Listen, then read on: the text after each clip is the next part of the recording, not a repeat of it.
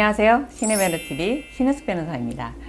지금 이 영상 보시면서 부부가 함께 보시나요? 대부분 따로 보시죠. 왜냐하면 TV로 보시는 게 아니라 휴대전화로 보시니까 대부분 따로 보고 계실 거예요. 근데 부부 중에 대부분은 한 공간에서 같이 거주하시는데 적지 않은 분들이 이렇게 따로 사시는 분들 계세요. 원래 사이가 안 좋아서 별거 하는 거 말고, 그러니까 주거 형태로 이렇게 매일같이 안 사는 부부들, 특히 한쪽 분 직장이 멀어서, 대부분 아빠가 모시죠, 남편분이 모시죠, 멀어서 주말에만 집에 오는 가정들이 있으세요. 이런 걸 이제 주말 부부라고 하는데, 보통 우리가 그런 말을 해요. 3대가 덕을 쌓아야 주말 부부를 할 수 있다. 아주 긍정적으로 받아들인다는 얘기죠.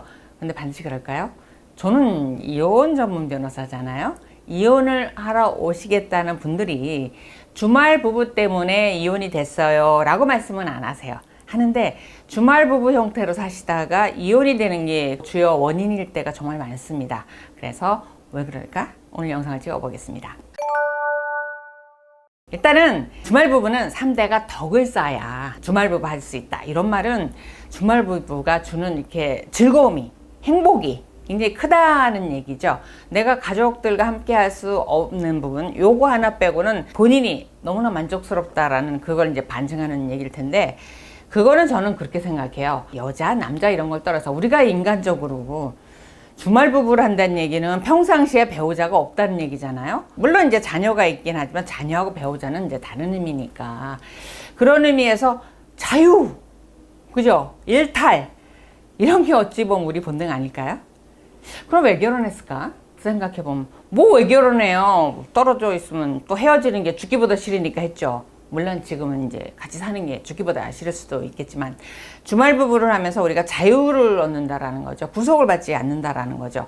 그렇게 말하면 같이 사시는 분들이 나는 아니야, 나는 절대 일부러 그런 게 아니야 라고 말하지만 상대 배우자에게 일정 부분 구속, 좋은 의미로 말하면 뭔가 어떤 룰, 규칙, 서로 이런 게 있고, 그 다음에 서로를 이렇게 배려하고 서로가 싫어하는 행동을 하지 않는다. 이렇게 할 수 있지만 일정 부분 이제 구속이 있다는 거죠. 이것을 벗어날 수 있다라는 거. 그 다음에 해방이 된다라는 느낌. 예를 들면은 아내분, 전업주부 아내분들 같은 경우는 내가 아이들 케어하는 부분만 뭐 정확히 하면, 아이들 학교 보내고 나서 아이들이 귀가하기 전까지는 내가 나가서 친구를 만나든 운동을 하든 쇼핑을 하든 남편한테 보고하고, 남편이 또 혹시나 뭐 일찍 들어오지 않을까 이런 걱정하지 않을 수 있다라는 자유를 준다라는 거죠.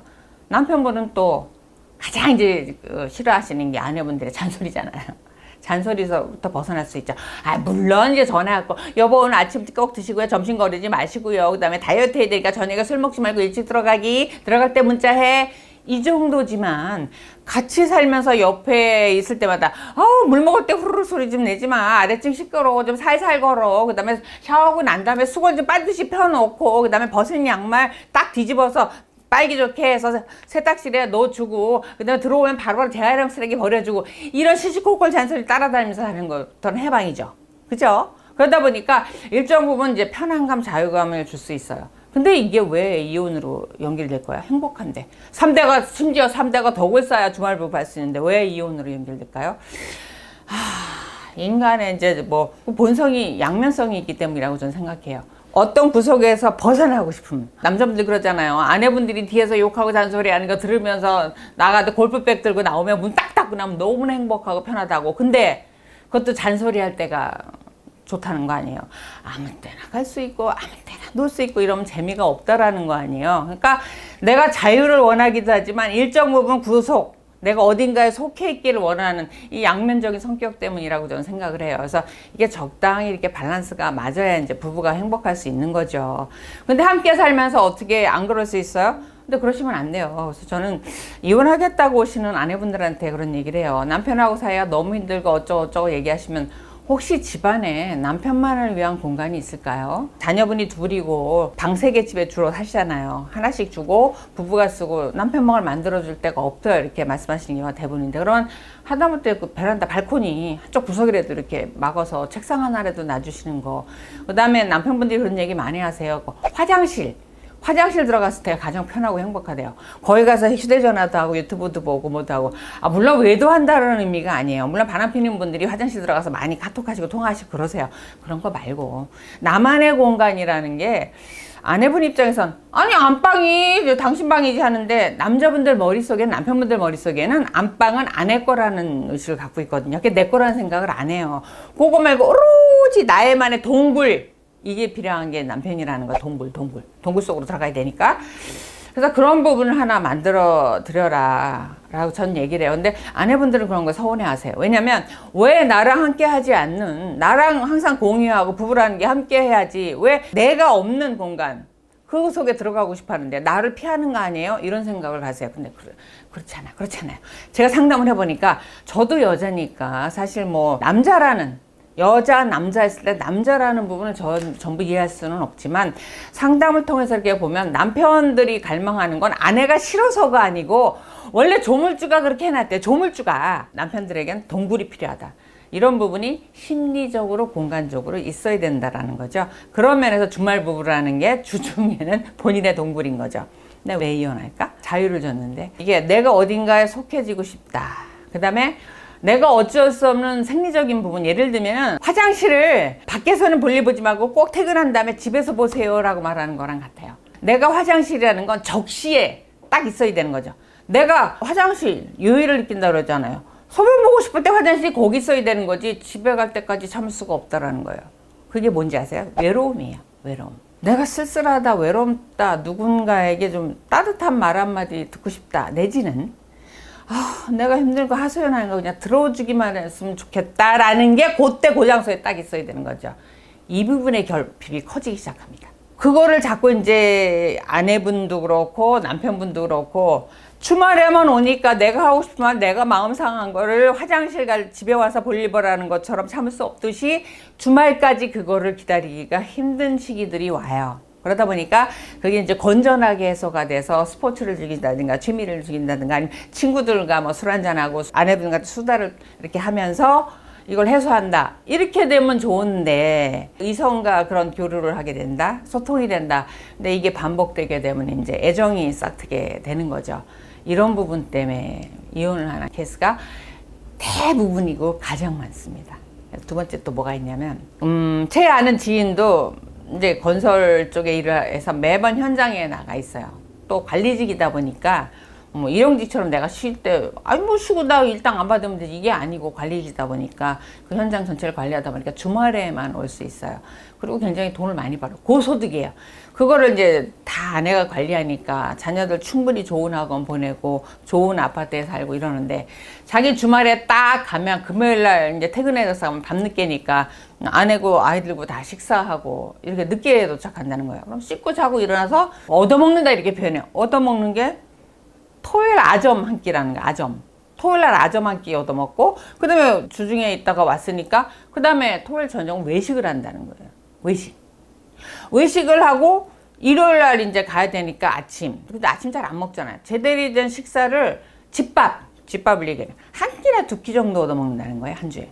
자기 버는 돈은 다 아내가 관리하고 자기는 집에 가서 그 일주일 내내 고생해서 그 많은 돈 월급을 다 아내가 관리하고 자기는 밥 두 끼 얻어먹는 게 잘해야. 그 밥이라는 건 집밥을 얘기하는 거예요. 집밥. 외식하는 거 말고. 그러니까 이런 부분에 대해서 나는 뭔가 나 ATM기인가? 결국 이 사람들은 돈만 있으면 나라는 존재는 없어도 되겠네? 이런 공허한 마음이 들게 되고 또 하나 이렇게 본인은 평일에 이렇게 다른 데 떨어져 살다가 돌아와 보면은 이 가족들, 자녀하고 아내는 똘똘 뭉쳐서 한 가족 같다는 거예요. 보기는 굉장히 좋대요. 보기에는. 관상용어는 좋대요. 이렇게 정말 셋이서 대화도 잘하고 까르르 웃고 이렇고 소통하고 하는데 반찬도 다 애들 위주. 집안 다구 배치도 애들 위주. 가면 내 방은 없고 온통 거기에 뭐 애 물건하고 어쩌고 저쩌고. 나의 공간이 없더라는 거야. 나의 공간이. 난 어쩌다 왔다 가는 아저씨인 거예요. 그냥. 그런 기분이 든다는 거야. 그러니까 내가 이 가족의 일원이다라는 생각을 못 한다는 거예요. 약간 이방인 같다라는 느낌이 든답니다. 그러니까 내가 적시에 그 외로움을 또는 힘든 부분을 나누는 상대가 있다라고 하면 마음이 그쪽으로 쏠릴 수밖에 없다. 그리고 나는 여기서 이방이니까 그래 어차피 돈만 대주면 되는 거 아니야? 그러니까 외도를 한다 하더라도 이 가족한테 미안한 마음이 덜 든다. 난 그 정도 할 수 있어. 이런 생각이 들더라는 거예요. 그래서 이제 발각이 안 되면 되는데 그 외도가 발각이 되면 이제 이혼을 하게 되는 거죠. 그리고 심한 케이스는 남편분이 오랫동안 밖에서 일하다가 딱 들어와 보니까 아내가 다른 남자와 불륜을 저질러서 그 아내로부터 소송을 당했더라. 뭐 이런 경우도 있습니다. 참 기가 막힌 일이죠. 그러니까 밖에 나가 떨어져 있는 사람이 3대가 덕을 쌓아서 주말부부를 하신다고요? 그럼 본인의 위치가 다시 온전히 사뿐히 돌아올 수 있을까? 입장 바꿔놓고 생각해 보세요. 가족인데 오랫동안 나가 있어요. 그 사람 방 온전히 비워두기가 쉬운가요? 하다못해 방도 그런데 이 마음의 방은 비어 있을까요? 그대로 내가 차지하고 있을까요?